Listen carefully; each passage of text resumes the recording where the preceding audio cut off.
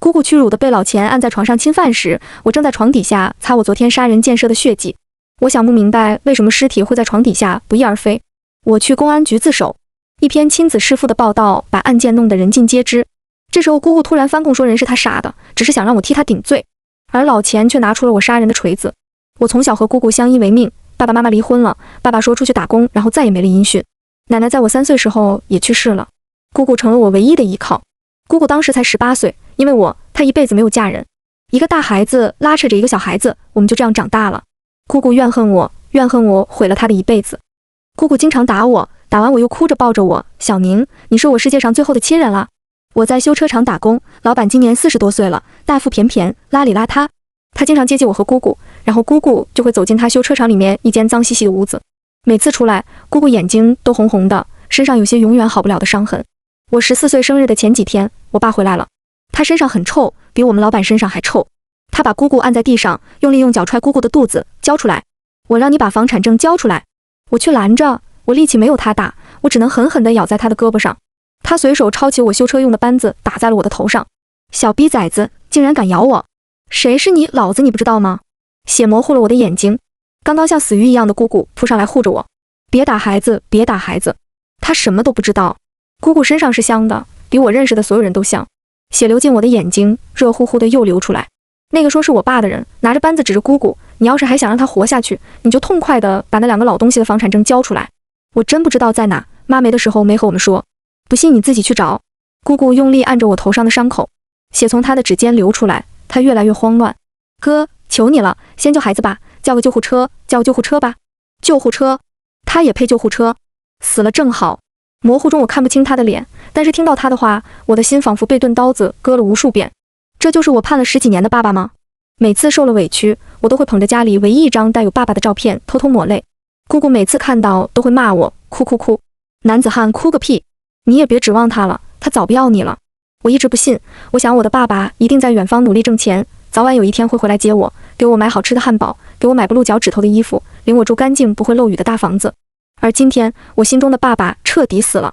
看着我越来越苍白的脸，我的爸爸落荒而逃，给他找个诊所看看得了，又不是什么大事。我感觉好冷，姑姑用力地喊我。不一会儿，姑姑也走了。我是要死了吗？10几分钟后，我们老板来了。哎呦，这个狗东西下手还真重啊！这还有救吗？有救，有救，就是皮外伤，去医院缝几针就好了。医院？我可没钱送你们去医院。我们老板一边念叨着，一边从我破旧的单人床上拆下了床板。王大夫乡村诊所，我把你们送到那已经是仁至义尽了。至于他还能不能活，那就看你们的造化了。王大夫，一个总爱眯眯眼看我姑姑的老头，大家都说他不正经，姑姑每次提起他，总会狠狠地呸上一口呸，吃人血馒头的烟杂东西。这次姑姑没有呸，她一边费力地同老板把我抬上床板，一边不住地谢谢谢谢，许是我命大，我活了下来。姑姑每天白天都在床边守着我，晚上就去隔壁房间睡觉。姑姑说的，她说小宁不怕，姑姑就在旁边，有事你就喊姑姑。我一次都没喊，我觉得姑姑一定也累坏了。等我出院那天，王大夫这次是笑眯眯地看着我姑姑，还拍了一下我姑姑的屁股。我姑姑身体有些僵，拉着我离开了。我爸第2次来找姑姑，姑姑不在家，只有我在家里躺着。姑姑给我熬了肉汤，很香很香。我没吃，我想等姑姑回来我们一起吃。我没等来姑姑，我爸一脚踹开了门。小兔崽子，他不在，他甚至不知道我的名字。哎呀，还有钱吃肉。他端起碗，咕咚咕咚地喝了汤，底下有2块骨头，带着一点可怜的肉。他用手捞出来吃了，随手把骨头扔在了地上。我看着地上带着肉丝的骨头，咽了咽口水。你知道吗？你姑姑把你爷爷奶奶房子的房产证放在哪了？我望着地上的骨头，摇了摇头。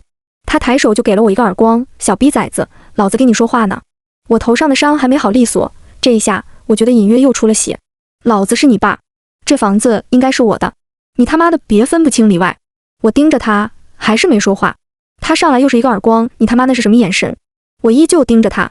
他转身似乎想找个趁手的家伙，看了一圈，屋里几乎什么都没有，只能狠狠地把骨头碾进地里。老子早晚把你们都杀了。姑姑回来了，她像一只小鹰扑了上来，屋里的东西被她砸在我爸的身上。滚！你给我滚！快点滚！你还有脸来？爸是被你活活气死的，你知道吗？当年追债的人已经找到家里来了，爸妈把一切值钱的东西都赔给了他们，你现在还有脸来要钱？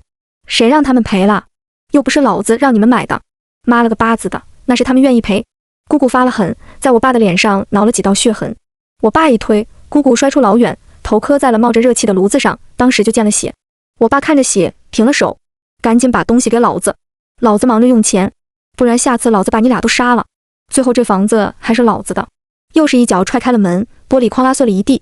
我手脚并用地爬到姑姑跟前，姑姑姑姑，我送你去王大夫那，姑姑姑姑。我急得像一只会咕咕叫的鸡。小宁，姑姑没事，咱们不去那，你把姑姑扶起来，找个棉布给姑姑系上就没事了。我很听姑姑的话。等我手忙脚乱地给姑姑系好，血已经流满了姑姑那件破旧的羽绒服，我忍不住哭了出来。小宁别哭，咱们的好日子要来了。姑姑摸着我的头，咱们这房子要拆迁了，这个消息准了，姑姑在社区那看到了。等拆迁了，咱们就有钱了。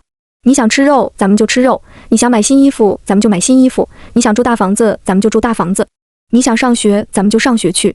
咱们的苦日子就要结束了。虽然咱们这只是个10平米的小门房，也能有60万的补偿。我第一次在姑姑脸上看到这么明媚的笑容，不自觉的我也跟着笑了起来。当年爷爷奶奶为了给爸爸还债，把房子卖了，买家看我们可怜，便让我们暂住门口的仓房。哪知道不久之后，爷爷奶奶相继去世，买家也没开口赶我们走。后来房子几经转手，房产证上也没说自盖的仓房的事，这变成了我和姑姑的家。一大早，姑姑又出去了。姑姑给我辞了修车的工作，我老老实实待在家养伤。我从垃圾堆捡来一块塑料板，我想钉到门上。玻璃碎了以后，姑姑用一张塑料布挡着门。一到晚上，冷风呼呼的，我正拿着锤子砸钉子，门又被踹开了。我爸红着眼，拎着一把磨得铮亮的刀子，他用刀子指着我，快点把房产证交出来，快给老子把房产证交出来。我听说了，这一片的房子要拆迁，最少能分500万，快点把房产证给我。有了500万，老子的饥荒一下子就能还上了，老子再也不用过东躲西藏的日子了。哈哈哈，果然老天是站在我这一边的，老子时来运转了。那我和姑姑呢？我问。我爸仿佛看傻子一样，你们关我屁事？那你关我们屁事？我学着他的话，他又给了我一脚，踹在我的肚子上。我倒在桌子的蛋糕上，香甜小小的满是奶油的蛋糕。明天是我生日，蛋糕是姑姑前天在超市排了1个半小时队买回来的。每周二超市会将临期的糕点以1折的价格出售。我疼得跪在了地上，脸上糊满了有些变酸的奶油。他薅着我的头发，我被迫抬起头，他用刀子指着我的眼睛。小逼崽子，我说过了，不许你这样看我，你再这样看我，我就剜了你个狗眼。他暴躁里又很兴奋，快把房产证给我。我想起那块带着肉丝的骨头，那块被他用脚碾在地里的骨头，想起恶心的老板，想起眯眯眼的王大夫，想起左邻右舍对姑姑的窃窃私语，想起姑姑提着蛋糕回来时冻得通红的双手，想起曾在电视里见到过的白白亮亮的不用生炉子的大房子。我想起姑姑的笑容，那个明媚的笑容。锤子还在我的手里握着，我知道在哪儿，我给你找。他松开了我的头发，带着纱布的头发。算你听话。他乐呵呵地转身，伸手抓起破碎的蛋糕，毫不在意地放进嘴里。一下一下，我把手里的锤子砸在那个自称是我爸爸的人的头上。我从来没有觉得锤子这么轻，我觉得砸在他头上的每一下都不解气。血溅了我一脸，溅在我破旧肮脏的棉外套上，溅在被褥上，溅在烧得红彤彤的炉子上，溅在我捡回来的塑料板上。它没了气息，我的手在发抖。我像在修车店电视里看到的那样，用水擦干净了地上的血，用几乎没有毛的刷子沾着凉水和捡来的洗衣粉刷掉了衣服和被褥上的血迹。炉子上的血已经变成了黑色的糊嘎吱，闻起来香香的。看着墙上破旧的时钟，姑姑就快回来了。我用塑料布把我爸包了一层又一层，用胶带粘住，推到了我的床底下，用床单盖好。我打算等姑姑晚上去上夜班的时候再扔出去。我都已经想好了，就扔在后面的垃圾处理厂的垃圾堆里。我经常看见那个铲车处理垃圾，无论是什么，铲车铲起来放进机器里，然后就出来一块方方正正的压缩包，然后就被叉车装走。他们说是直接送去热力厂烧掉。今晚我睡得特别香甜，梦里我梦到我和姑姑住上了大房子，亮堂堂的，很温暖。早餐吃的是汉堡包，就像广告里那样，夹着牛肉饼和生菜叶。然后姑姑穿了一件白色的羽绒服，一点污渍也没有。我拿着笔和书，在学校门口看着邻居们友好的笑容。这个梦太美好了，我不愿意醒来。一觉醒来已经大天亮，没事，姑姑白天也上班。我哼着歌，慢悠悠地穿上衣服。我和姑姑马上就能过上梦里的日子了。想破坏我们生活的人已经被我杀了，就在床下。我低下头，伸手去摸，什么都没有。我掀起床单，还是什么都没有。冷汗刷一下子就流了下来。我不信奉鬼神，第一反应竟然是，难道他没死？那他一定会拼命报复我和姑姑。我顾不上头上隐隐作痛的伤口，拼命地往姑姑上班的地方跑。冷空气呛进我的肺里，像冰锥戳进我的血肉。姑姑一定不能出事。姑姑白天在小笼包店蒸包子，饭店的后厨不大，一眼就能看全。我仓皇地拉开那满是油渍的帘子。姑姑不在，我急得要哭出来。如果失去姑姑，我宁可不要拆迁，不要住大房子，穿新衣服。小宁又来找你姑姑啊？刷碗的大婶态度不算和善，每次来找姑姑，姑姑总是会给我一份紫菜鸡蛋汤，运气好了还能吃上几个客人剩下的包子。大婶，今天我姑姑来上班了吗？来了又走了，听说去社区看什么图了。谢天谢地，谢谢大婶。我的手脚一下子有了力气，天天来白吃白喝也不害臊。大婶在后面嘀嘀咕咕的话，我顾不上听。连饭都吃不饱的我，从小就明白一个道理：尊严是能吃饱的人才配有的东西。远远看见姑姑在一群人里同社区大姐讨论着什么，大姐脸上全是烦躁，姑姑也不恼，乐呵呵的。我没有上前，转身回了家。我努力回忆昨天到底是不是一个梦。屋子里被收拾得干干净净，被褥和我的破棉外套洗了挂在外面，乌黑破旧，根本看不出本来的颜色。屋子的里里外外也没有任何血迹。头又在隐隐作痛，王大夫给姑姑说，伤了头可能会有些后遗症，出现一些小问题。或许是梦，我坐在床上，双手抱头，有些失落。他没死，那我和姑姑早晚就会被他打死。我看着我的双手，又有些庆幸，昨天洗衣服，双手泡得发白，干干净净，没有血。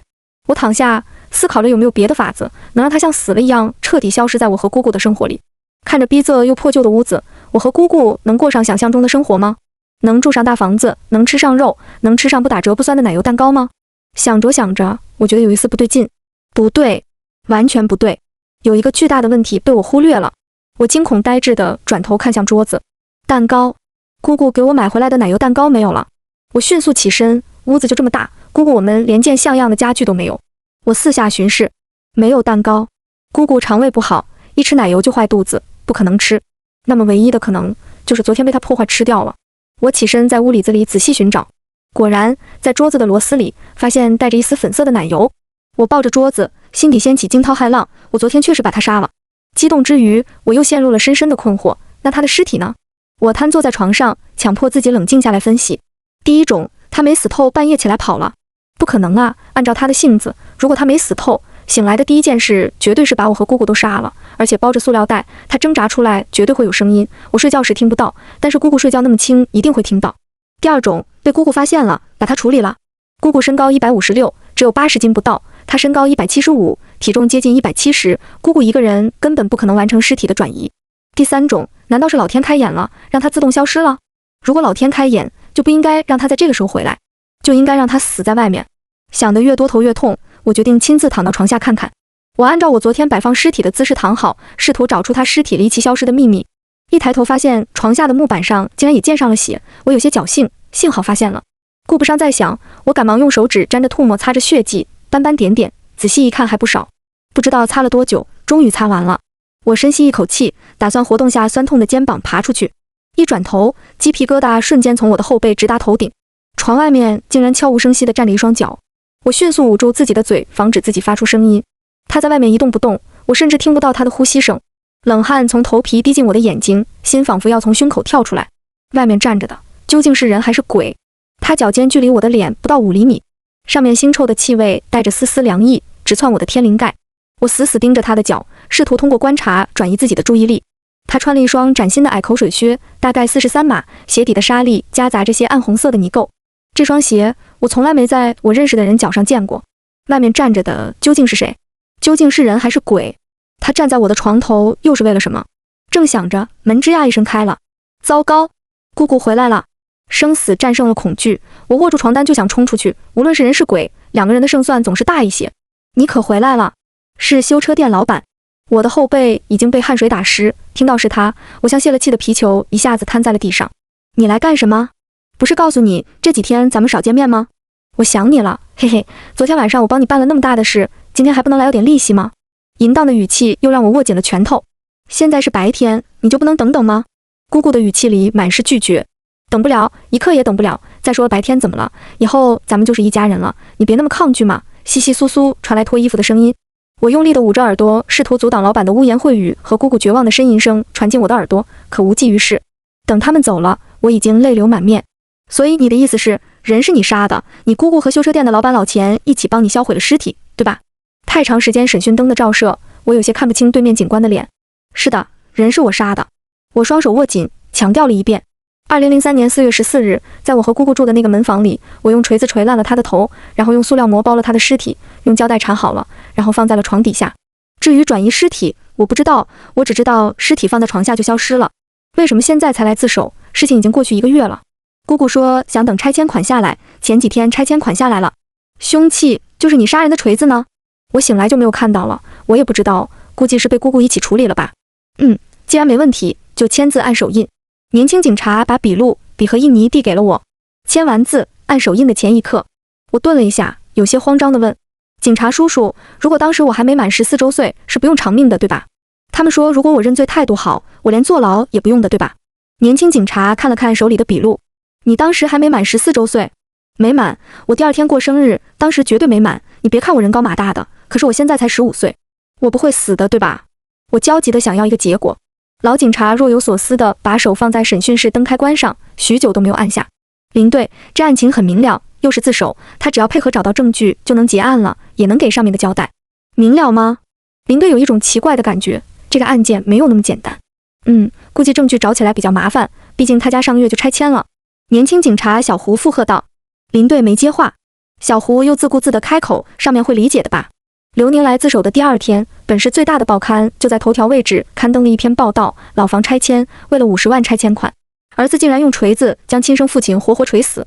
虽然只有寥寥几句，可是这么抓人眼球的标题，还是让当日的报纸销售一空。上面先是训斥了全局上下消息的走漏，很快市里分管拆迁的大领导又亲自给队里打电话督办。现在这件案子影响太大，局里要求我们1个星期务必破案。可是就今天的刘宁的口供来看，还是存在很多问题。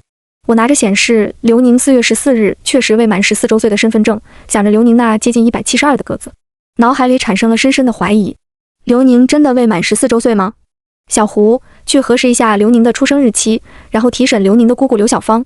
小宁是我从小拉扯大的孩子，我那时候小，不会带孩子，我们又穷，孩子长歪了，都怪我。我对不起他，如果我有时间管他，如果我能多挣一点钱送他去上学，他也不会走到杀人这一步。警察同志，我能见他一面，给他送点东西吗？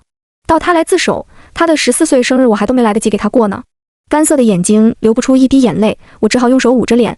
听到14岁生日，对面的老警察掐灭了手里的烟，讲一下那天发生的事。4月14号那天晚上，我下班回到家，屋里有很大的血腥味和霉味，衣服和被褥洗了挂在屋外。我以为是小宁的头还没好，也没当回事。我们收拾吃完饭就睡觉了。半夜起夜我没穿鞋，走到门口就发现脚下黏黏糊糊的。我打开手电看去，竟然是一大滩暗红的血。我以为是小宁的，扑过去摇晃他。小宁身上特别烫，头上也没有流血的痕迹，可是嘴里稀里糊涂地说着姑姑，咱们好日子来了。什么？流程不打扰。他在床底下，我壮着胆子拿着手电顺着血往床底下看去，就看到了我这辈子见到的最恐怖的画面，一个用塑料布包裹着的正在渗血的人。我当时吓坏了，直接跳到了小宁床上，床板嘎吱一声响，就好像床下的东西说话了。我拼命地摇晃小宁，小宁，你醒醒，小宁，小宁。可是小宁烧得厉害，似乎是昏了过去，嘴里不停地嘟囔着把刘成杀了，我把刘成杀了。我抱着自己，强迫自己冷静下来。手电晃在桌子上，上面是我上午去社区带回来的拆迁政策和工作人员帮我计算的拆迁款，40到60万。那不是40或者400，那是40万啊！我这一辈子都没见到过这么多钱啊！是啊，我们的好日子就在眼前，唯一的祸害刘成现在也死了。我想了很多，一面是即将到手的拆迁款，一面是早就该死了的刘成。我早就不认他这个哥了，就因为他我这一辈子彻彻底底的毁了。我本来应该有幸福的人生的，我当年考上了大学，你们知道吗？录取通知书都到了，都是因为他。我爸妈为了他家里能换钱的东西都卖了，爸妈也被逼死了。别说上学了，饭都吃不起，要不是赶在夏天山上野菜多，我们俩就饿死了。明明马上我就能解脱过上好日子了，为什么偏偏这个时候他要回来？他怎么不死到外面？不知道什么时候，刚才怎么都流不出的眼泪，现在已经流到了下巴。既然小宁已经做了，现在说什么都于事无补，不如想办法把尸体处理掉。万一能逃脱呢？我想，打定主意后，我也不怕了。我下来把刘成的尸体拖出来。我掀开塑料布，确实是他那张让人作呕的脸，人已经死透透的了，甚至有些僵硬。我把它重新包好，想把它运出去，可是它太沉了，我一个人根本挪不走。小宁又高烧不醒，我需要找个帮手，所以我就去找了小宁修车店的老板老钱。你和老钱什么关系？为什么要找他？情人关系，不过他已经在准备和他妻子离婚了，离婚协议都写好了，他答应我，等他们离婚，我俩就结婚，离婚协议都给我看过了，不用说那么多。老钱，你俩如何处理的尸体？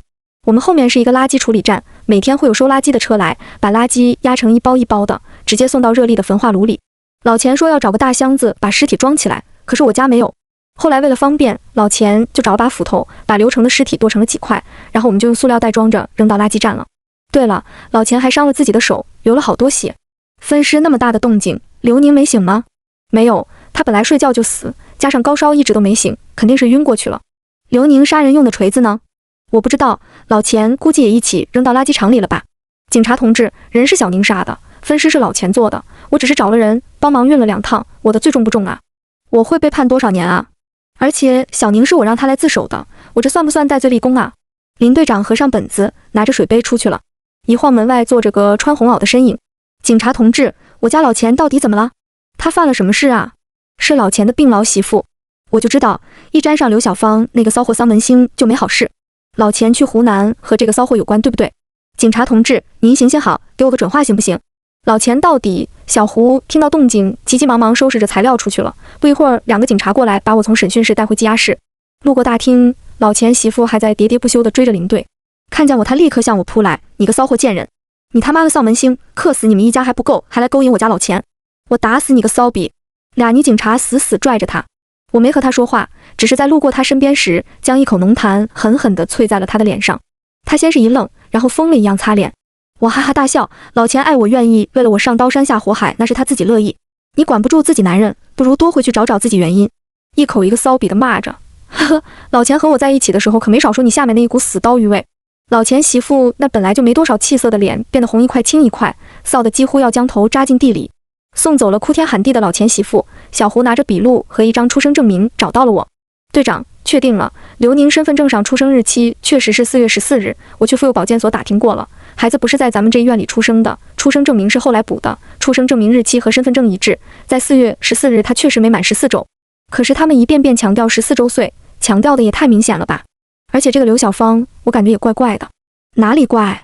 我也说不上来，但是他肯定和别的家长不一样。小胡挠着脑袋，充满希冀地看着我。你自己想吧。对了，物证组那边有什么进展吗？难啊，全局的人都借调去了，房子都拆了1个月了，在几百吨的建筑垃圾堆里找证据，比大海捞针还难啊。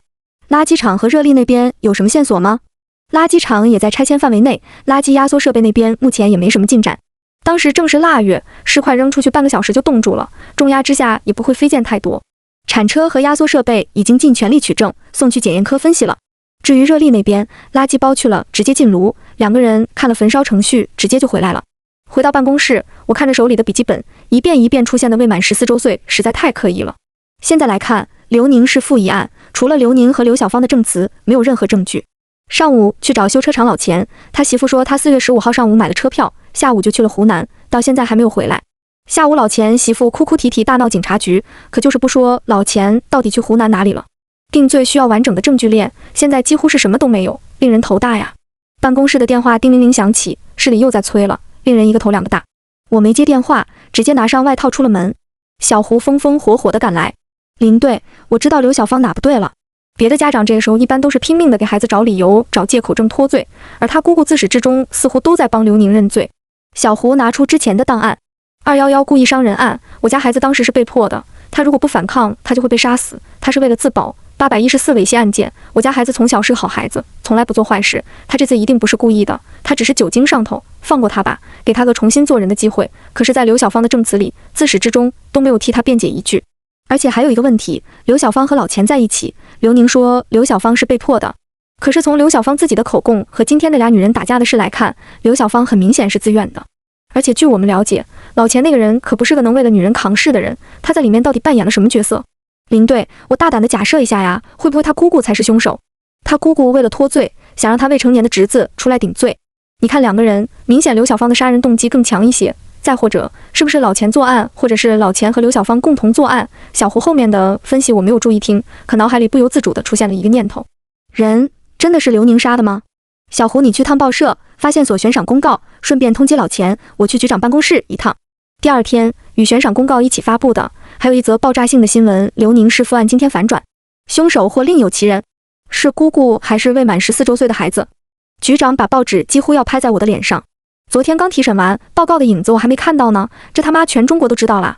我拿过报纸，这则新闻不同于上次的寥寥几句，用极大的篇幅描写了刘小芳和刘成的纠葛，以及刘小芳这些年为了钱委身于各类各色男人的故事。文中的描述难听又露骨，几乎将刘小芳说成了一个人尽可夫的荡妇。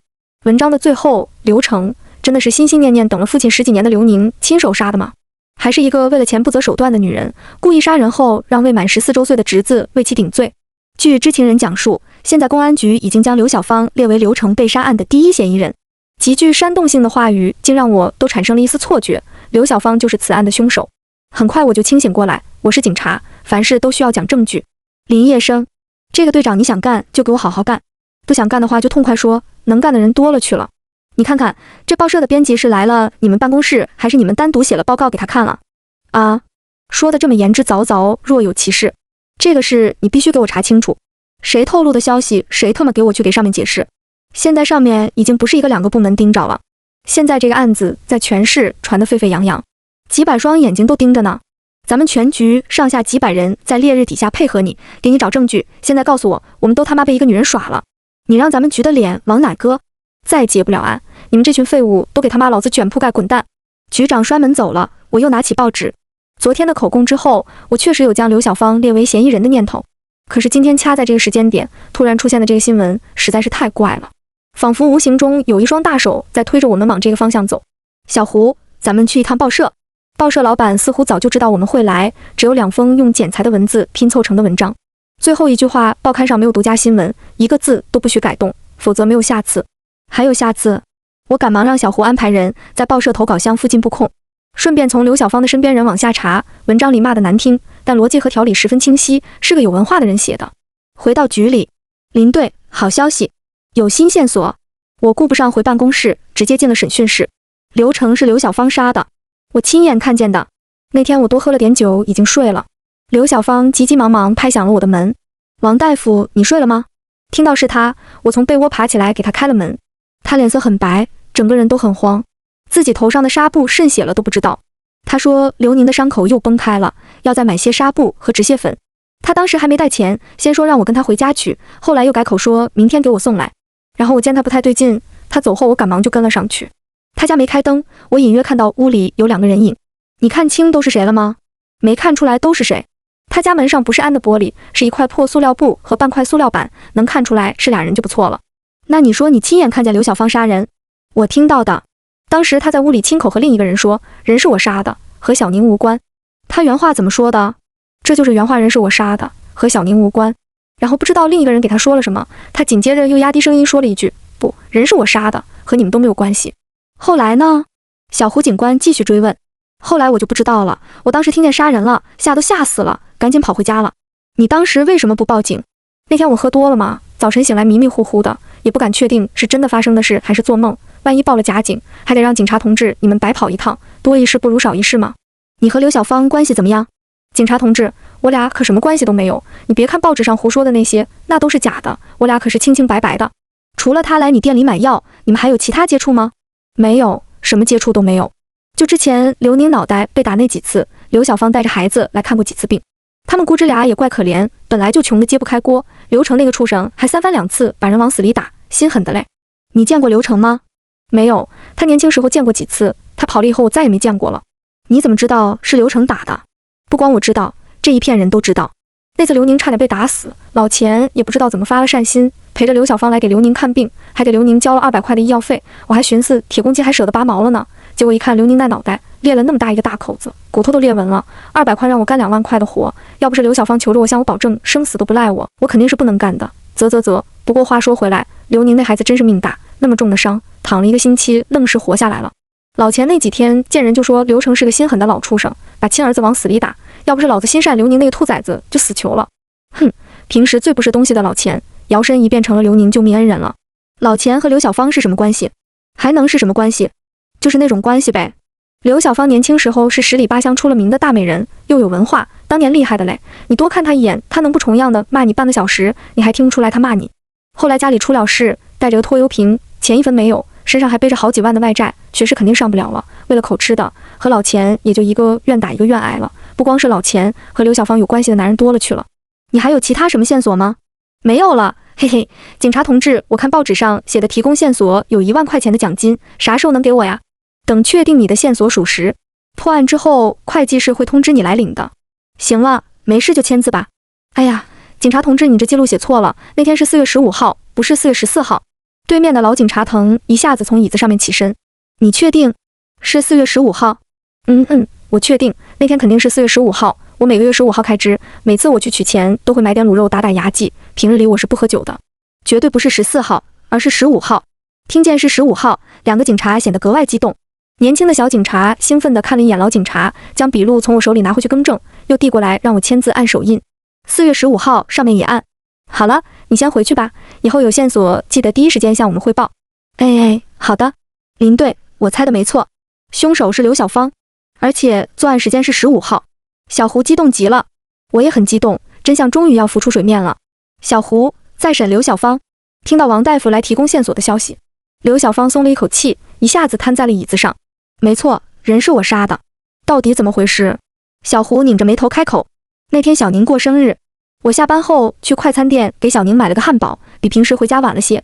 回到家，屋子里一片狼藉，小宁倒在地上，身上全是血。刘成那个畜生正踩着桌子吃小宁的生日蛋糕，还他妈知道回来，大半夜又他妈的爬那男人的被窝去了，书都读到狗肚子里去了，真是他妈的不要脸。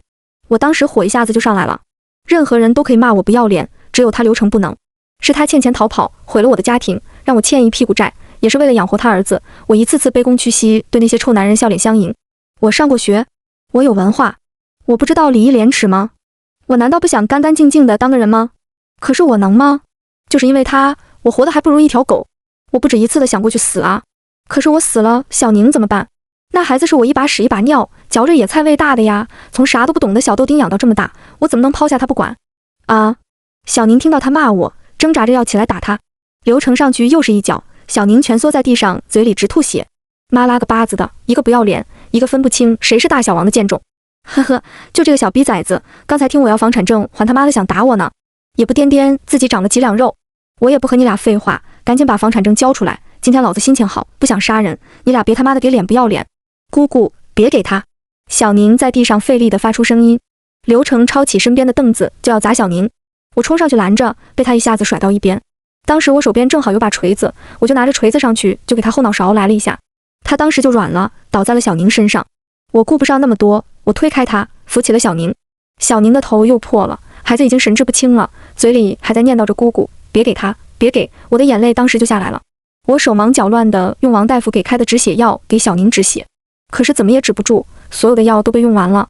小宁的脸色越来越白，我只能用力地按住小宁的伤口，不停地叫着小宁，小宁不能睡啊，小宁你清醒一点，和姑姑说说话，咱们马上就去医院，你不能睡。小宁没有给我回应，刘成却在一旁醒了过来，他摸着后脑勺的血，疼死老子了，操你妈的，敢打老子，你他妈的活腻了是吧？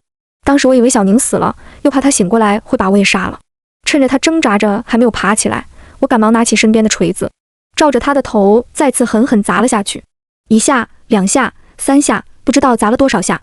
等我回过神来，刘成的脑壳已经彻底碎了，红色的血和黄色的脑浆洒了一地。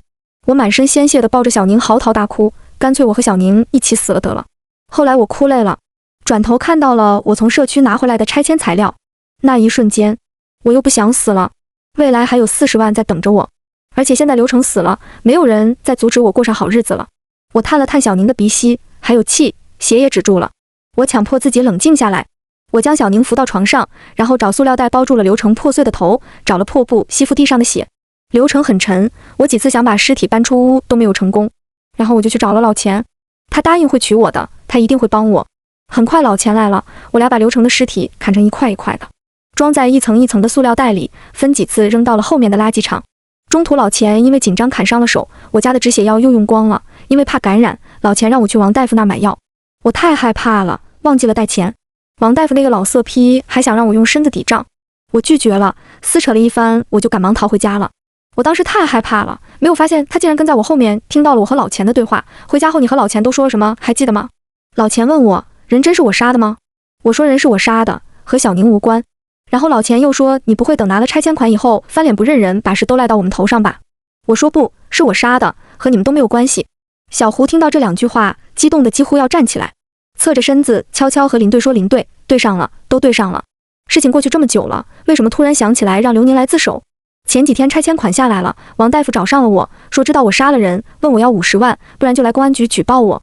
这1个月我一直在担惊受怕中度过。后来听人说，未满14周岁的孩子杀人不需要偿命，甚至态度好一些，连牢也不用坐。后来我就想到了这个法子。万一呢？哪有那么多万一？天网恢恢，疏而不漏。你的事我们早晚会查清楚的。”小胡警官有些气愤，让一个孩子出来替你顶罪，你也干得出来？我摸着身上的衣服，小胡警官，你知道我身上这件衣服多少钱吗？没等他回答，我自顾自地开口：158块钱。你们听起来或许觉得不贵，可是这是我这辈子穿的最好的衣服了。158块钱，放在以前，小宁我俩能吃5个月08天，可是现在他就穿在我的身上。我想过上几天好日子，这有错吗？房子都拆迁了，刘成的尸体也早就化为灰烬了。王大夫当时又喝多了，很有可能记错日子。万一能成，小宁就是去收容所待上几个月，我最多被判3年。我在牢里好好表现，争取早点出来，到时候我和小宁就能过上好日子了，活得至少像个人。小胡听到我的话愣住了。林队接着开口：“老钱去哪你知道吗？”不知道。第2天他就说要去外地避避风头，说等这个事过了再回来找我们，具体去哪他没告诉我。审讯的灯关了，我的背后都是冷汗，在椅子上缓了好一会儿，才有力气起身离开。办公室里，林队看着刘小芳的笔录，小胡在一旁特别兴奋。林队，咱们可以给局长写报告了，人是刘小芳杀的。可是那种奇怪的感觉仍然在林队的脑海里挥之不去。再审刘宁，人不是我姑姑杀的，是我杀的，他在撒谎。是我14号那天用锤子杀了刘成，我姑姑只是帮我处理了尸体。刘宁，你不要再试图掩盖事实了。你现在不配合调查，不仅不会帮到你姑姑，最后可能还会害了你自己。林队心里说不出什么滋味，他的孩子同刘宁差不多大，昨天还因为没有给他买游戏机而大发脾气。你才14岁，你以为不用坐牢就没事了吗？这件事会被记在你的档案里，一辈子都受到影响，生活中会被歧视，工作中处处受排挤。你以为就是简简单单的在少管所度几天假吗？而且如果你继续把罪名揽在你的身上，就涉嫌伪证罪。现在的你已经满14周岁了，到时候你不仅救不了你姑姑，可能还把自己也搭进去。孩子，实话实说，好好坦白，争取宽大处理，我们会帮你的。刘宁听到这话，抬起头，用很怪异的眼神看了林队一眼。帮我？呵呵。刘宁仿佛听到了什么很好笑的事。人就是我杀的，我姑姑在撒谎。15号那天晚上，老钱根本不可能帮他处理尸体，因为老钱15号下午就坐车跑了。林队愣住了。确实，老钱媳妇说，老钱上午买了车票，下午就去了湖南。刚刚只沉浸在刘小芳认罪的喜悦中，而忽略了这一点。你怎么知道老钱下午就走了？小胡问。我亲眼看见老钱上的车。15号那天上午，我躲在床下，他完事之后跟我姑姑说，他马上就要离婚了，还把离婚协议给我姑姑看。他说等他媳妇签完字就和我姑姑结婚。他欺负我姑姑不是1天2天了，突然想起来和我姑姑结婚，无非是看中了我家就要拆迁，可是我那个傻姑姑竟然就信了。我不能让我姑姑从一个火坑出来，再跳进另一个火坑。所以15号中午吃完午饭，我拿了把扳子就去了老钱家。他出门后，我跟踪，一直他想找个机会，反正已经杀一个了，多杀一个又怎样？更何况老钱他也该死。可是跟着一路我都没找到机会，眼睁睁看着他坐上了汽车。你可别胡说乱造，这样下去对你没有好处的。他3点35分坐上了一辆白色黄条纹的大巴，去什么南了？那2个字我不认识，但是我可以给你们写出来。1个月之前的事，你记得这么清楚？自从他走后，我每天都去车站等那辆车。如果他回来，我绝对不会给他靠近我姑姑的机会。林队递给刘宁纸和笔，刘宁歪歪扭扭写下湖南楼底。事情仿佛又回到了开始。刘宁和刘小芳到底是谁在撒谎？现在唯一的办法就是找到老钱，派人去车站核实。咱们这就去老钱家。你家老钱去了湖南楼底哪了？小胡没有多客套。老钱媳妇先是一愣，我就知道去了湖南，别的我什么也不知道。你和老钱的离婚协议签了吗？什么离婚协议？我没打算和老钱离婚啊！你们听谁说的？老钱要和我离婚啦！啊！老钱媳妇变得手足无措，几乎要哭出来。小胡从怀里拿出一张皱皱巴巴的离婚协议，最下面歪歪扭扭地写着“钱金豹”3个大字。林队让小胡问刘小芳要来的。老钱媳妇抢过离婚协议，不满1页的字看了一遍又一遍。老钱这个挨千刀的，他怎么能这么狠心啊？小妮今年才刚上学，他竟然为了刘小芳那个婊子要和我离婚啊！以后我们娘俩可怎么活呀？本就虚弱的身体哭得脸色更加苍白。你还有孩子，知情不报算是包庇罪，是要坐牢的。你总不能让小妮在这么重要的阶段没了爸爸，在失去妈妈。老钱媳妇哭得上气不接下气。我只知道老钱在湖南娄底老家，还有个叫钱金龙的哥哥，别的我真的什么都不知道了。回到局里，局长立刻协调市里联系娄底市公安局。局长拿着出差审批单来到我的办公室，我不要过程，只要结果。去湖南把老钱给我抓回来，3天之内案子给我破了。3天后把结果写得清清楚楚、明明白白的放到我的桌子上。娄底那边已经联系好了，钱金龙的住处也已经找到了，明天一早带队出发。我接过审批单，好嘞，局长，保证完成任务。出发前，局长拿着一份报纸，怒气冲冲地扔在了车上。路上看，现在马上把油门踩死，给我往湖南开。刘宁弑父案陷入僵局，毫无证据或成悬案。或许是那人发现了端倪，这次把文章发在了一份以广告为主的商业小报上。到现在还没有人证物证，看公安局最后如何结案。是14岁少年继续顶罪，还是黑心姑姑认罪伏法？话里话外竟带着几分对公安局办案慢的不满，怪不得局长今早的脸色黑成那样。到了钱金龙的住处，竟然发现了一个意想不到的人。老钱媳妇正提着个包，拿着张小纸条，对着门牌号左顾右盼。快跟上去！老钱媳妇绕了几条巷子，最后来到一个破旧的房子前，敲了敲门。里面的人没直接开门，拉开了窗帘的一角，看到只有老钱媳妇一人后，门开了个缝，把他扯了进去。冲！抓人！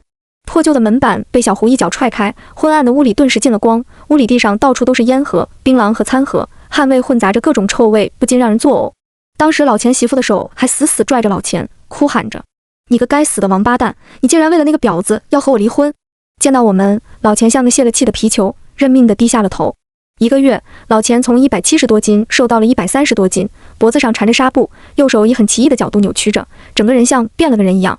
我们没有停留，直接开车就往回赶。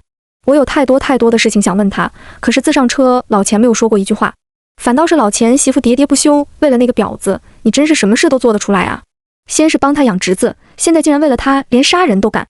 你怎么不想想小妮，他才6岁啊，以后出去他有一个杀人犯坐过牢的爸爸，你让他怎么抬得起头啊？想到这，老钱媳妇从贴身的衣兜里拿出一张新的离婚协议和笔。你不是要离婚和那个婊子在一起吗？行啊，房子修车铺，家里的存款都归我。你他妈的和那个婊子杀人犯过去吧。我们静静地看着两人的闹剧，没想到一直毫无动静的老钱竟然拿起笔，颤颤巍巍在离婚协议上签下了自己的名字。见老钱签字，老钱媳妇眼泪一下子就流出来了，扑腾着就要再去打老钱。虽然几个人拦着，到底让老钱媳妇在老钱脸上挠了5道血印。啊，你个天杀的，你竟然真签字了呀！我的命怎么这么苦啊！你个没良心的，当年你来这差点饿死在路边，是我爸给了你一口饭吃，教你修车，还把我嫁给你。现在你看我身后没人了，往死里欺负我呀！等老钱媳妇哭够了，情绪渐渐平缓下来，离婚了也好，就当小妮从来没有你这个爸爸。警察同志，你们可给我作证啊！以后这个男人就和我们娘俩什么关系都没有了。老钱媳妇故作坚强地把头扭向窗外，可是那眼泪一路上也没停过。回到局里已经半夜，局长让我们休息休息，我们拒绝了，连夜提审了老钱。老钱指了指嗓子，很用力地发出了呵呵声，又指了指小胡手里的笔。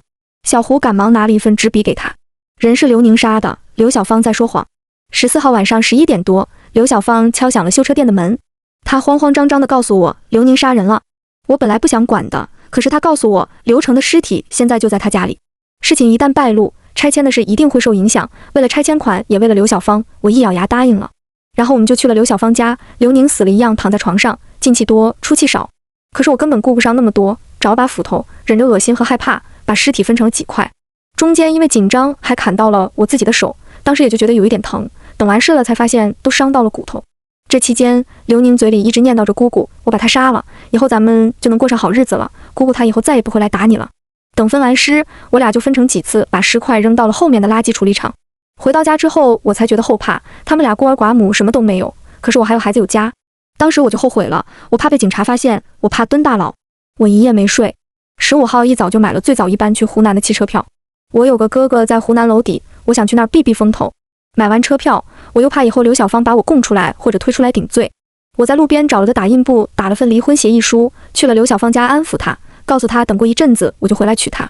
我在娄底东躲西藏，吃不好睡不着，每天都觉得有人在跟踪我。我手上有伤，也不敢去医院看，后来发炎化脓，高烧不退，连带着扁桃体也坏了。我托人找了个黑诊所，他一刀下去，我捡回来一条命，可是嗓子也彻底毁了。再后来你们就来了，刘宁杀的人，你确定？我100%确定，人就是刘宁杀的。是14号还是15号，你还记得吗？14号，那天是周五，小妮提前放学，我媳妇回家给小妮做饭了，所以我才自己住在了修车厂。无论那天刘宁是否满14周岁，你的帮助毁灭证据罪都已经成立，并不会让你减轻罪行。恰恰相反，如果你撒谎，还可能罪加一等，你明白吗？我明白，我说的是真的。14号那天是刘宁杀了刘成。你有证据吗？我有，刘宁杀人的锤子在我手里。什么？那把锤子在你这，在哪？小胡警官激动得有些语无伦次。我要见刘小芳，见了她我才会告诉你们。局长很痛快就答应了。在咱们眼皮子底下见面，他们还能翻起什么风浪来？要见就让他见，物证组到现在还没有什么进展，能不能定罪就靠这把锤子了。见到老钱，刘小芳先是一愣，很快就落下泪来。老钱，是我拖累了你。老钱没看刘小芳，在纸上写了几个字，递给了小胡。小胡看完之后很诧异，然后把纸递给了我。别替刘宁扛着了，我已经和警察实话实说了，那锤子我也没扔，在咱们俩的秘密基地，坦白吧，争取早点出去。锤子现在是本案唯一的物证，主动上交是可以视为有立功表现的。老钱这是把立功的机会给了刘小芳。老钱，你确定吗？我问老钱。老钱没有犹豫，点了点头。我把纸条递给刘小芳，刘小芳攥紧了拳头，放声大哭。我说，我全都说。14号晚上我回到家，小宁脸上有伤，头上也隐约渗出了血，但是小宁很开心，我就没多问。晚上我起来看到了刘成的尸体，然后去找了老钱来帮我分尸。第二天上午，老钱来找我，告诉我他很快就会和他老婆离婚，然后娶我，但是要回老家在族谱上把他媳妇的名字划掉，再写上我的名字。我知道他是怕了，想出去躲躲，我没戳破。一下午小宁都不在，我怕他出了什么事，就打算出去找找他。他在学校门口正盯着学校里面傻笑。我想如果这件事能过去，我一定送小宁去上学。我去了社区，问问拆迁之后学校的片区划分，社区的人没有告诉我怎么划分。他们说学校不收杀人犯养大的孩子。他竟然说我是杀人犯。即使这么多年过去了，即使法院判我是正当防卫，但是在大家的眼里，我依旧是个杀人犯。当年的我也不想，可是我又能怎么办呢？那些放高利贷的人逼死我爸妈，还要把我和小宁卖到山里去。那会儿小宁才5岁啊，他们用毛巾捂晕了，他就要往车上装。我满脑子只想救下小宁，路过窗子我用头撞碎了玻璃，随手抓起一块碎玻璃就扎进了一个人的脖子里。那个人死了，后来公安局法院取证后，我被认定为正当防卫。几天后，我被无罪释放。可是我真的被无罪释放了吗？我去学校应聘图书管理员，他们说我杀过人，对孩子们会产生威胁。我去公司应聘前台，他们说杀人犯会对公司形象产生影响。我去应聘保姆，他们说我有前科，怕我情绪不稳定。我去应聘扫大街的清洁工，他们说我不符合条件，无论我怎么解释，没人相信我，也没有人愿意用我。我后来一次次找社区找妇联，每找一次我就能上几天班，然后一到发工资，我总是会被以各种理由辞退。这种日子，遭人白眼被人误解的日子，我过了这么多年，我太知道这里面的辛苦和辛酸了。可是刘宁还小啊，他对生活还是充满了希望，他想读书，他想上学，他想过上每天不用为3餐发愁，不用每天捡破烂修补屋子的正常人的生活。所以纵使是未满14周岁不用负刑事责任，我也不想让他背上这个罪名。回到家，我脑海里想了很多，找刘成的人那么多，我知道事情总会有败露的那天，所以我必须早做打算，哪怕是用我的命换小宁的下半辈子。我知道王大夫每月15号都会喝很多酒，所以我故意穿得很单薄，在半夜敲响了王大夫的门。我说我没带钱，他拉扯着我就要我用身体抵债。我拒绝了，但又故意犹豫了。他果然上钩，跟着我回了家，我假装不知道，故意在屋里说人是我杀的。他被吓得屁滚尿流就跑了，然后的1个月里，我一直在等他举报我，可是他只字不提，我以为他忘了。结果等拆迁款下来的第2天，他就找上了我，开口就问我要50万，钱我1分都不可能给他，那是给小宁留下的。在争吵中被小宁听到了，小宁执意要来自首，我知道我直接说我替他顶罪，小宁肯定不会同意，所以我只能自导自演，尽力让你们相信人就是我杀的。可是谁能想到你们竟然找到了老钱，所以锤子到底藏在哪里了？老钱的意思我懂，如果我告诉你们在哪，算立功吗？小胡看了一眼林队，林队点点头，如果锤子真的是当时那把，那么你的立功事实就成立。好，我带你们去。市高中在几年前搬到新校址去了，旧校区的主楼因为一道大口子成了危楼，被隔离了起来。钻过蓝色铁皮墙，一路上了主楼，再去往天文圆顶的楼梯拐角，推开那扇黄色的斑驳的门，在角落的一堆杂物下，找到了用塑料袋包着的带着血迹的锤子。安排政务组立刻取样送市里 DNA 检测，对刘宁、刘小芳、老钱采样一并送去。林队脸上终于有了一丝笑容，我们也快解脱了。我想，即使到了下班时间，今天全局也没有人离开，局长一遍一遍地在窗口踱步。小张，去看看市里把结果送来了吗？说今天一定会送到的呀。第5次下楼，终于看到了市里的桑塔纳。林队在众人的期待中打开了报告单。我单位在你局送检的涉案锤子上提取混合样本，经检测，混合样本中存在刘宁与钱金豹的 DNA， 未检测到刘小芳的 DNA。在混合样本中检测出第3人的 DNA 样本，第3人与混合样本中的1人存在亲属血缘关系。Yes， 小胡听见结果，高兴得要跳起来。林业生，带上你的兵，赶快给我结案。明天下午把报告给我放在桌子上。局长话语间也多了几分轻松，全局上下一片欢腾。终于不用天天翻垃圾堆了，太棒了！明天我要休息。队长，我老婆生了2天了，我一眼都没去看过呢。林队也很高兴，等那股高兴劲过了，心底反而又涌上来深深的不安。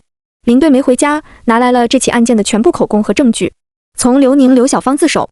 随后，刘小芳支支吾吾、心虚的表现，让众人以为是刘小芳杀人，让刘宁顶罪。到王大夫提供线索，指向刘小芳杀人。刘宁指出刘小芳撒谎，把最后定案的线索全都指向老钱。不识字的刘宁提供湖南娄底，老钱媳妇的带路老钱落网。老钱提供的证词和锤子，确定了刘宁是杀人凶手。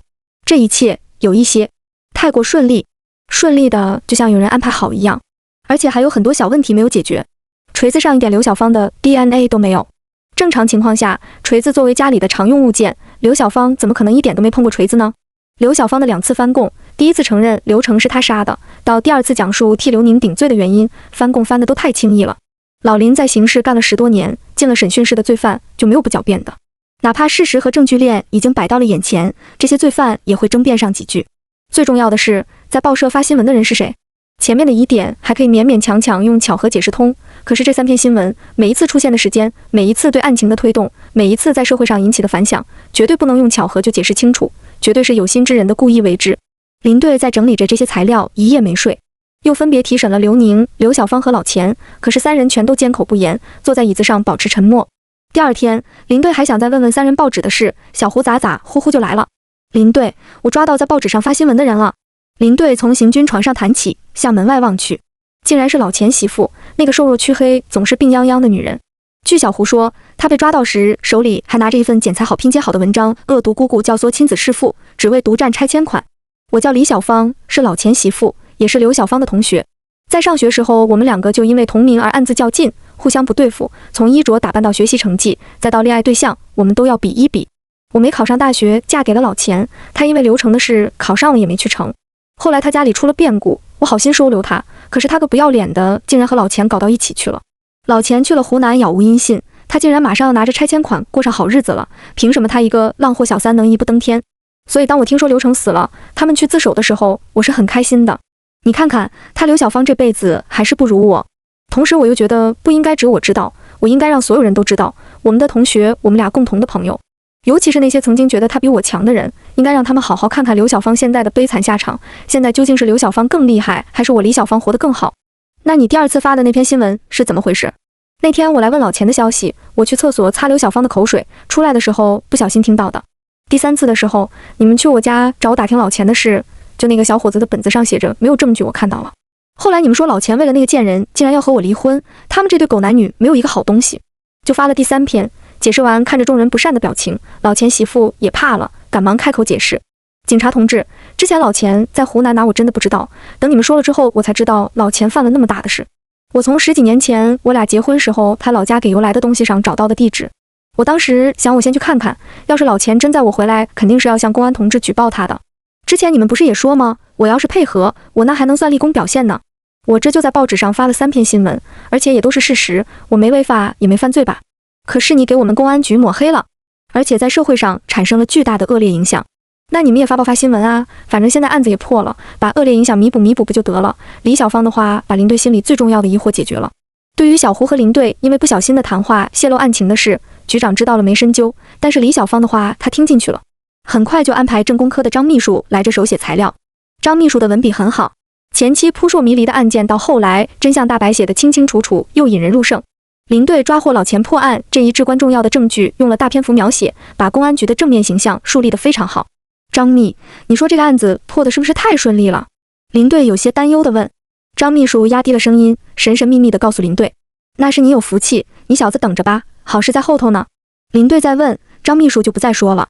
嘿嘿，以后苟富贵，勿相忘，需要写事迹材料时候可以找我呀。林队又想着和小胡念叨。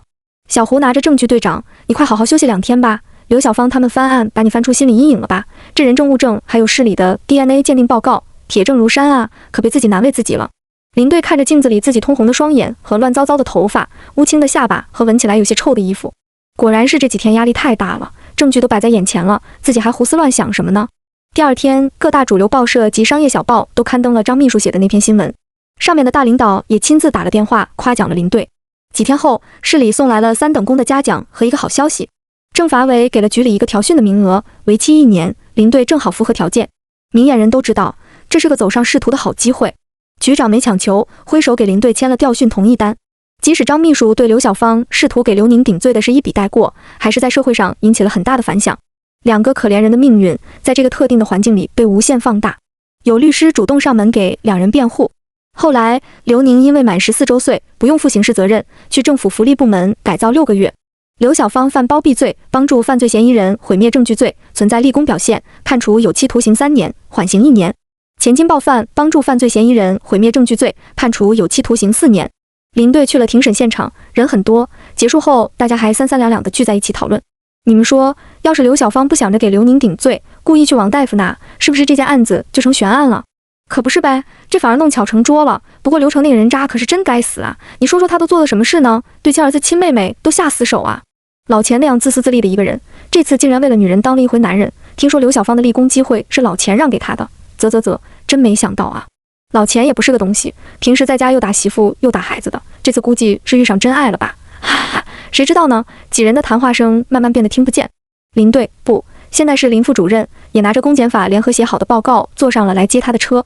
13年，一部全民目击的电影火遍大江南北，孙红雷扮演的商人父亲为了给女儿顶罪演了一场大戏。今天来吃饭的大多都是政法系统的人，桌上大家也忍不住探讨着电影里的案情。林书记想起10年前与电影情节有几分相似的刘宁弑父案，便跟大家分享了几句。果然艺术源于生活呀，不过还是林书记火眼金睛，没有错，抓一个好人也没有放过一个坏人。当时我就在检察院，这个案子的难度在当时可谓是天堑啊，几百吨建筑垃圾里找证据，舆论的裹挟，要是拍成电影，不一定比全民目击差。还是林书记厉害呀！咱们林书记可不止厉害这一件事，去年任打黑除恶副主任，带队去山西，还破获了一系列煤矿案件呢。众人的吹捧让林书记很受用。我今天能做到这，其实挺大一部分原因是破了这个刘宁弑父案。当年破获这个案子获得的3等功锦旗，一直都挂在我办公室的墙上。林书记端起茶水，还想再说几句，被身边的小秘书匆匆打断。林书记，刘总他们到了，那快去接。林书记发话了，众人不再讨论，桌上几个年轻人主动起身迎接去了。今天之所以在一起吃饭，是因为新盛企业与政法系统对接的一个公益项目，主要针对刑满释放人员的就业难问题。新盛主营汽车零件，有自己的工厂和车间，能给刑满释放人员提供大量的就业岗位。重要的不是岗位的多少，重要的是他们企业愿意收这些身上有墨点的人，而且还是上5险1金的正式员工。新盛的工厂并不在本地，在东北一带，据说他们的刘总曾经在这边生活过一段时间。众人对刘总的信息了解不多，因为过2天才正式启动这个项目，今天大家也是奔着互相了解的目的来的。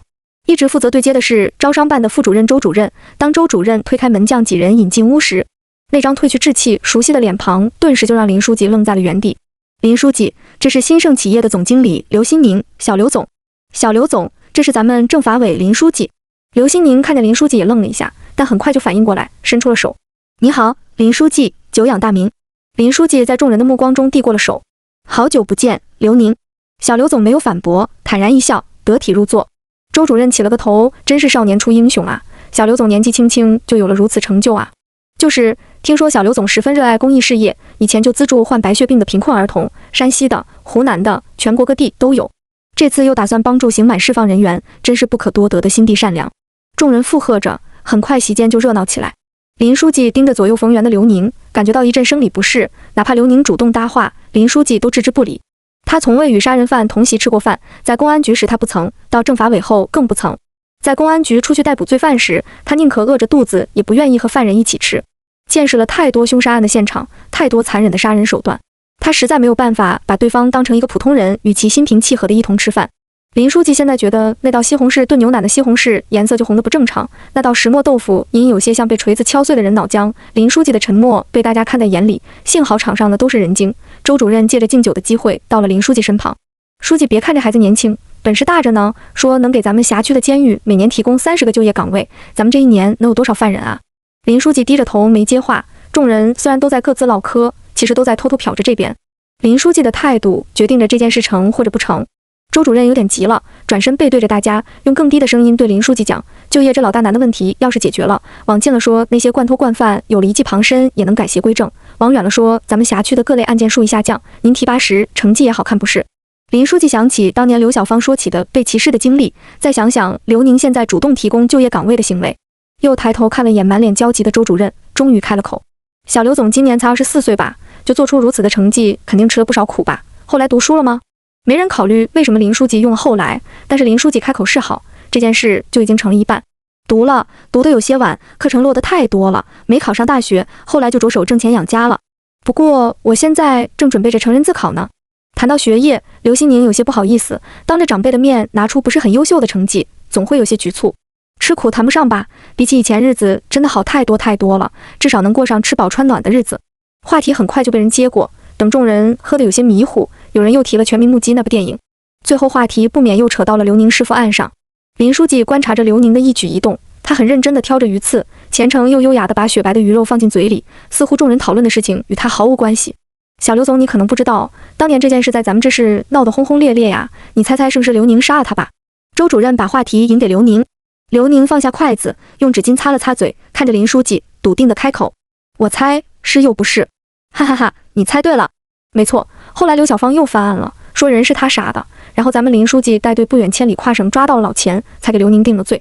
众人的奉承林书记已经听不见了，耳边一切都没了声音，只有刘宁说的那句话：是又不是。他知道刘宁这句话是对他说的，而这句话的意思也绝对不是指刘小芳翻供那么简单。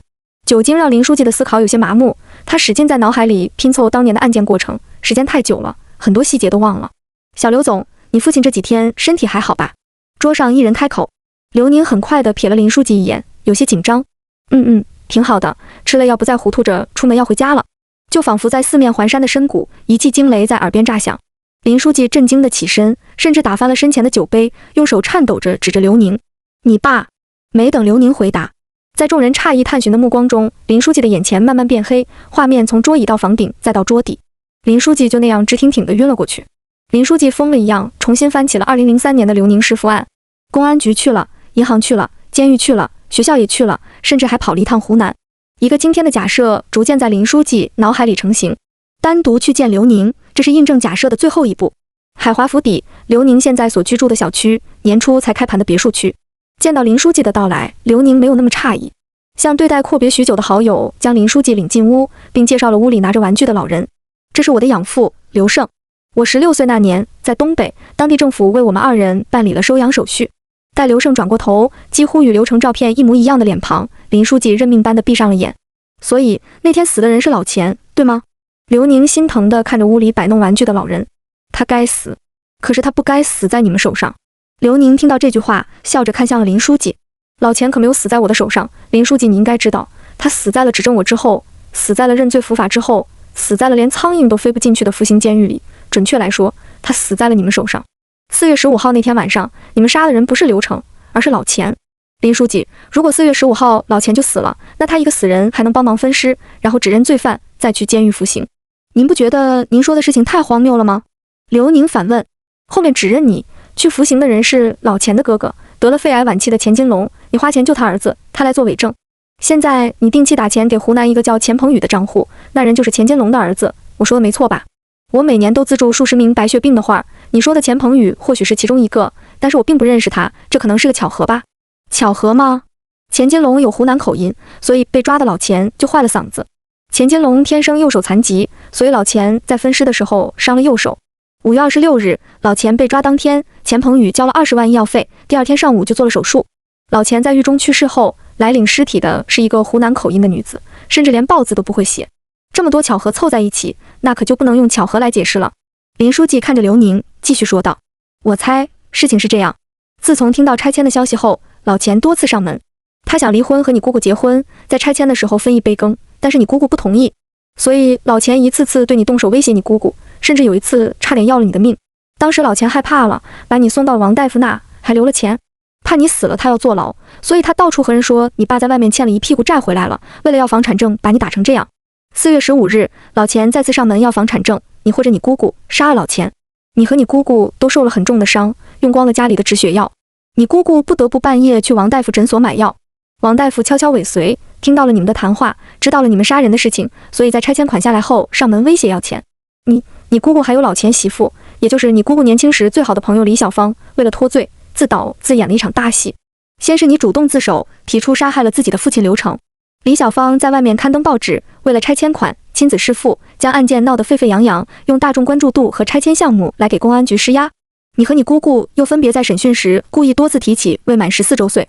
同时，老钱媳妇大闹警局，你姑姑通过某种方式告诉老钱媳妇发布第2篇新闻，我猜可能是吐在老钱媳妇身上的那口痰，不仅传递了消息，还制造了2人不和、老钱移情别恋的假象。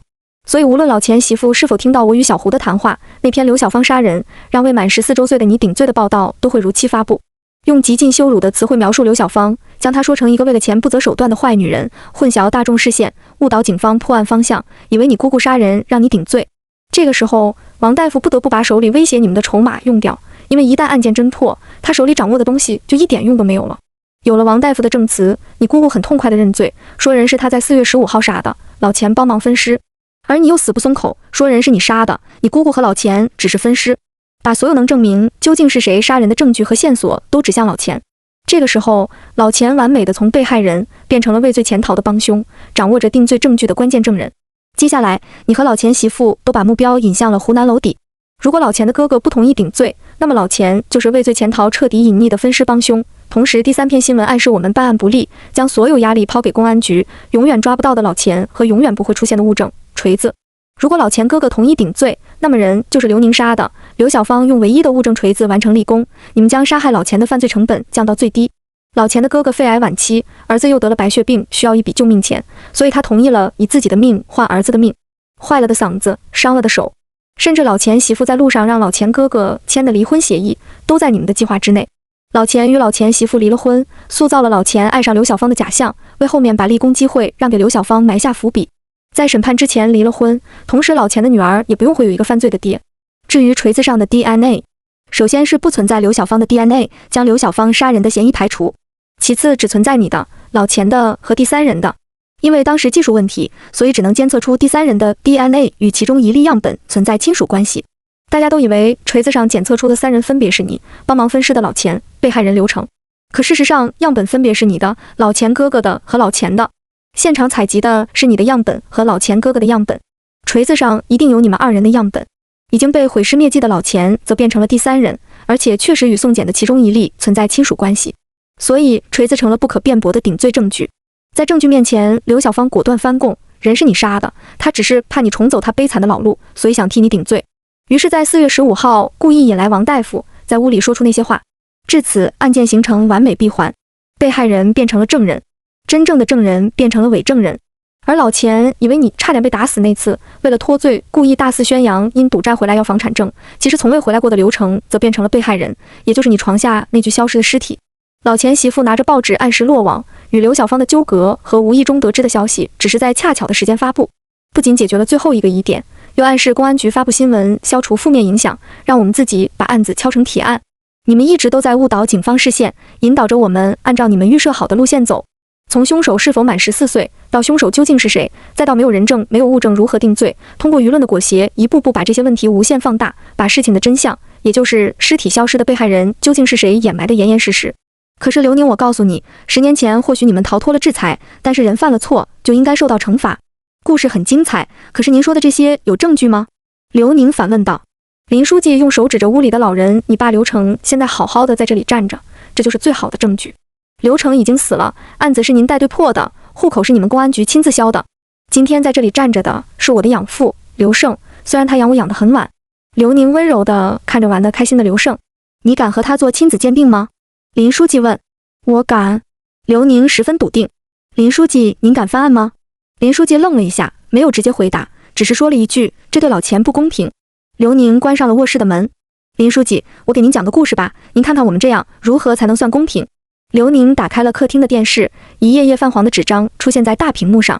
8月2日，我的家在河北，我要回家，妹妹还在等着学费上大学。西藏张建军、河南王庆、烟台祝昌、青岛孙明、苏州李伟东、桂林王国业、天水吴慧、赤峰李鹏、广西雷静、张家口常磊，帮助过我的32人要记住，他们的家人也在等他们，回到家报警，一定要报警。8月5日，走了3天，还没有走出山西，跛腿和瞎了的眼睛果然会影响我。回去芳儿会不会嫌弃我？如果嫌弃也没关系，芳儿值得更好的。我要走快点了，争取在妹妹上学之前回到家。32人。8月6日，今早起来有点头疼，隐隐约约感觉自己忘了一些事情，正好趁着今天下雨，我要多写一些日记了。我叫刘成，我家在河北，妹妹考上了大学，可是家里没钱，能想的办法都想了，能借的地方都借了，学费还是不够。可是妹妹紧紧攥着通知书的手，还有那双亮晶晶的眼睛，我决定拼一把。芳儿家的修车学徒钱金豹介绍我来山西矿上打工，签了5年的下矿协议，预支了5000块钱。钱金豹信誓旦旦地说一定会帮我把钱带回去。工头喝多了，他说5年下矿协议是假的，我们会在矿井里干到死。钱金豹以5000块的价格把我卖了。我问和我签协议的那个人，他没回答我，只是找人把我打了一顿。我知道了，工头说的是真的。工头说也有出去的办法，就是签下欠条，再出去找人来替我。钱金豹就是用这种方法从这出去的。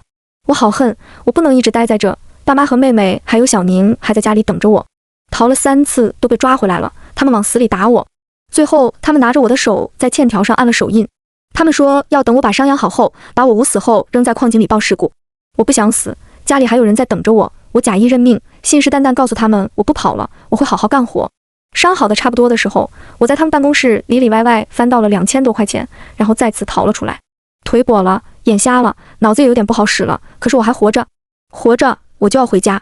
大街小巷都是我的通缉令，汽车站有警察也有他们的人，我不敢坐车，就是走我也要走回家。回家后报警找他们，回家后我就不怕警察了，我想回家。8月7日，今天衣服差点被人抢走，不行，我要带好这些衣服，都穿上吧。8月16日，终于碰见人了，可是他们说什么我听不懂。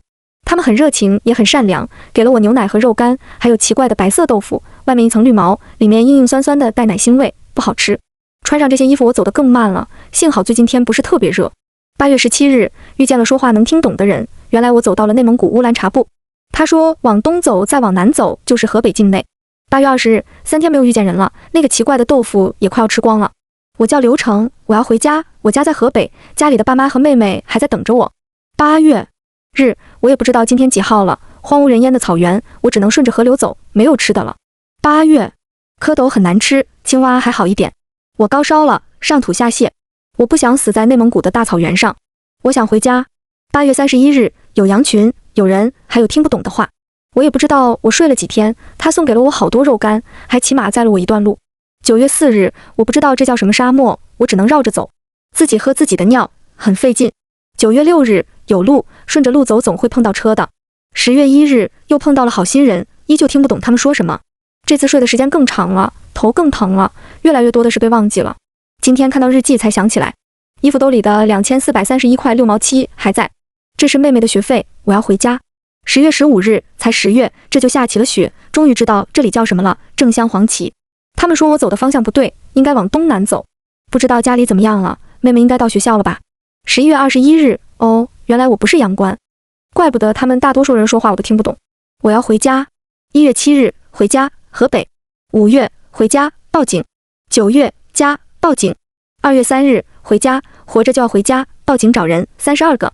后来的记得什么已经算断断续续看不清了，用什么记得也分辨不出来了。最后一张是在胳膊上用刀子刻下的歪歪扭扭的疤痕。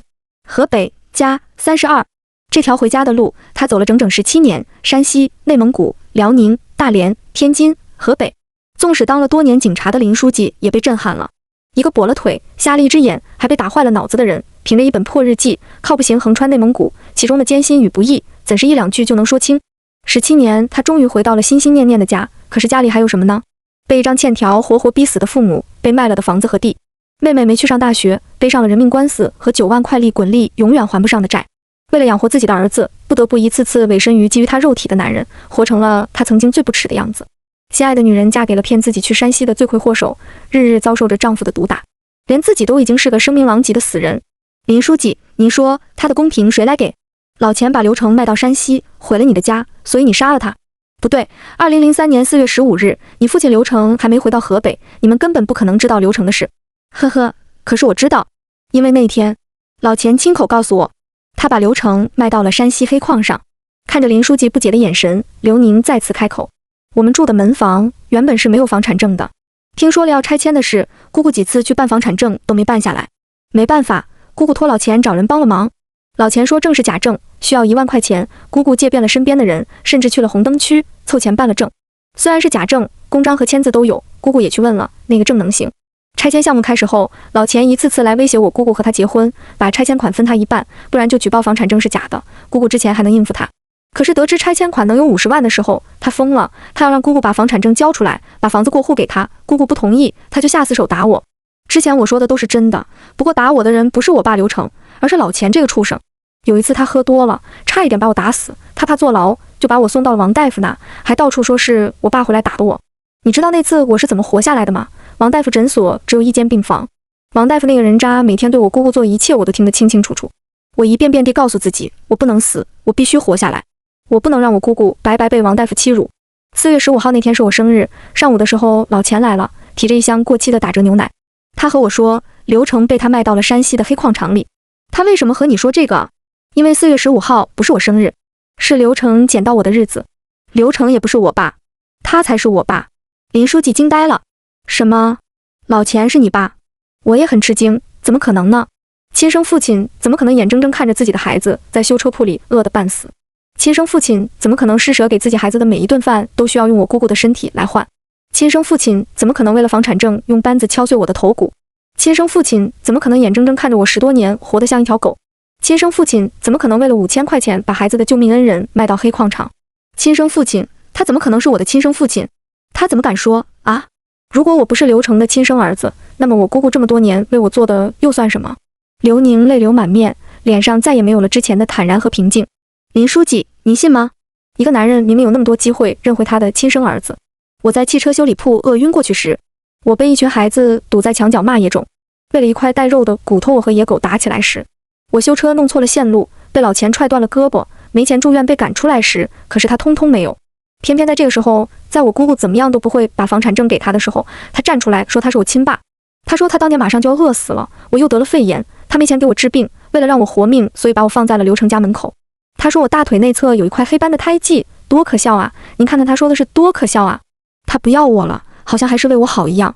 更可笑的是，我的大腿内侧竟然真的有黑斑的胎记，他竟然真的是我爸。他说你不是天天盼着你爸回来吗？其实你爸一直在你身边。这世界多可笑啊！我一心盼望着他回来的刘成不是我亲爸，我一心盼望着他赶快死的老钱竟然是我亲爸。他还说他买了2张去湖南的车票，他今天想办法带我姑姑一起走，制造他俩私奔的假象，让我自己去领拆迁款，等领回来他就回来把我认回去，到时候我就不再是野种了，我就有爸爸了。我问他，如果我姑姑不愿意和他一起走呢？他说那就把我姑姑弄死，扔在后面的垃圾场里。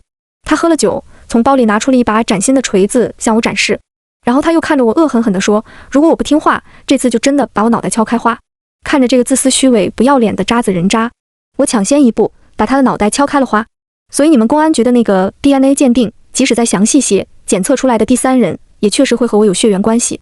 林书记震惊了，如果老钱是刘宁的亲生父亲，那么在当时的舆论环境和检测条件下，这个案子几乎是天衣无缝。林书记在脑海中快速地思考着，如何才能利用现有的证据进行翻案。老钱死了，现在的刘胜和刘成已经完完全全是2个人了。除非用刘小芳的 DNA 和刘宁的进行亲属关系对比，再找到老钱女儿的 DNA 样本，再同刘宁进行对比。林书记正想着，屋门开了，一个有些富态的女人提着蔬菜走了进来。林书记以为是刘小芳，可待那人转身，竟然是李小芳，老钱那个病殃殃、黑黑瘦瘦的媳妇。变化太大了，人圆润了，脸色也好了。林书记这个曾经的警察都差点认不出来。小宁有客人啊，怎么不早说？我再去买只鸡。李小芳一面把菜放在桌子上，一面准备再推门。小姨不用，是林书记。听到是林书记，李小芳愣了一下，很快又镇定下来。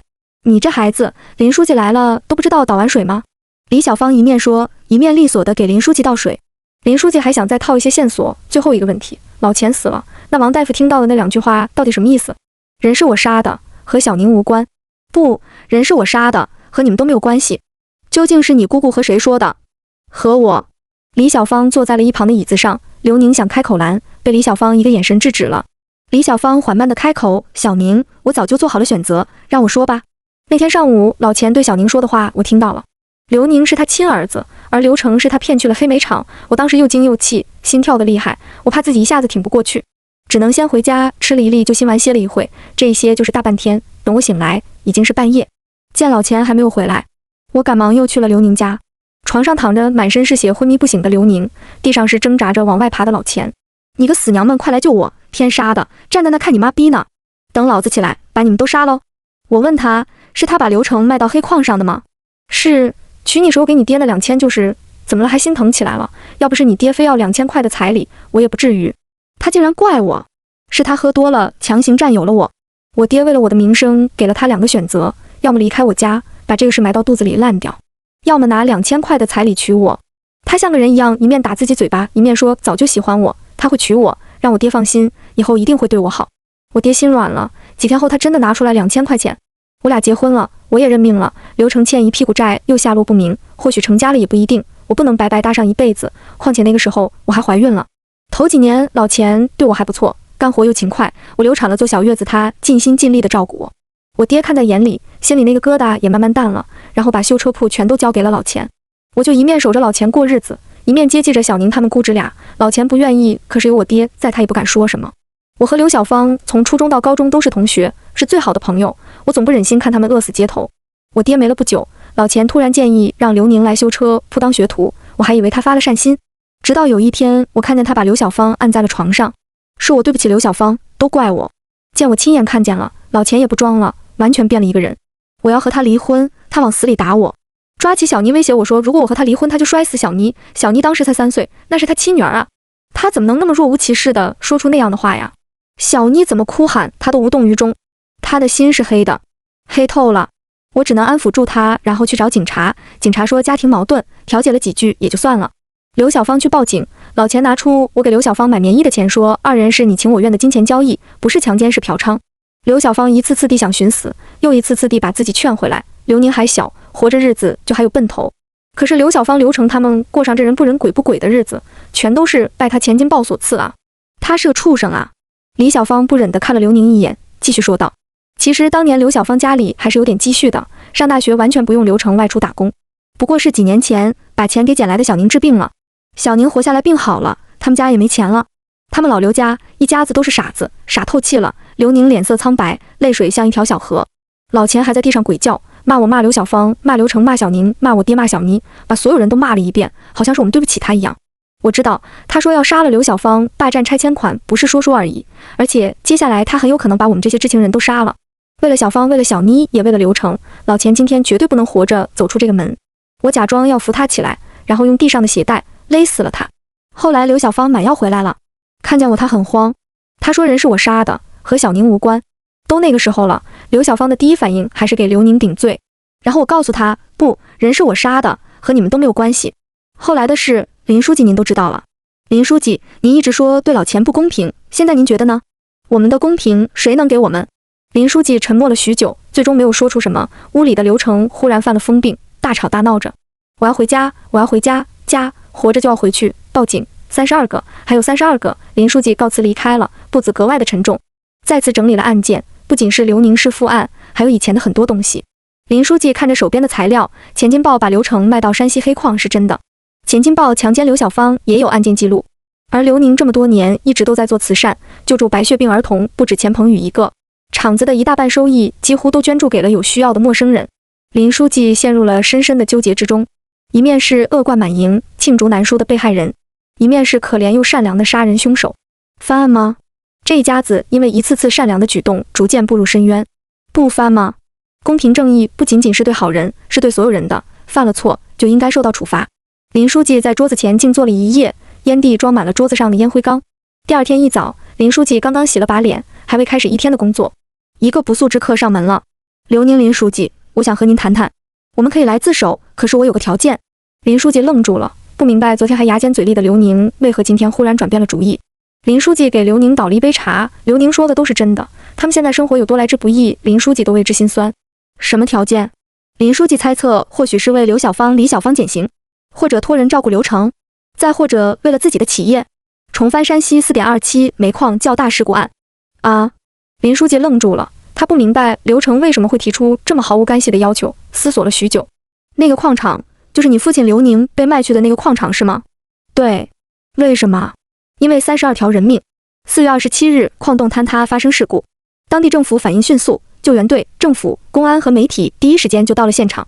矿老板甚至还没来及的把买来的工人们转移，防止买卖人口的事情暴露。矿老板将我父亲他们一行33人骗进了一个就近的废弃矿坑里，他们在里面待了3天。众人商量着，现在政府和公安的人都在，爬上去或许能被救出去。